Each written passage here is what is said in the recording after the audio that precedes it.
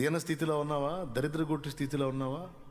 శాపాన్ని అనుభవిస్తున్నట్టు ఉన్నావా? అవమానాల్లో నువ్వు ఉన్నావా? ఓకే, నువ్వు దేవుని దగ్గరకు వచ్చావు, దేవుని పాదాలు పట్టుకుంటున్నావు, మొర్ర పెట్టుకుంటున్నావు. దేవుడు తప్పకుండా నీకు తోడ్పాటు అందిస్తాడు. తప్పకుండా ఆయన నీ కొమ్ము హెచ్చిస్తాడు. తన చిత్తమును బట్టి ఇప్పుడో కొంతకాలానికో నీ విశ్వాస్యతను బట్టి, తన విశ్వాస్యతను బట్టి తప్పకుండా దేవుడు నీ కొమ్ము హెచ్చిస్తాడు. ఇప్పుడు నువ్వు ఎదుర్కొంటున్న దరిద్ర గొట్టు బతుకు ఎట్టనే ఉండదు.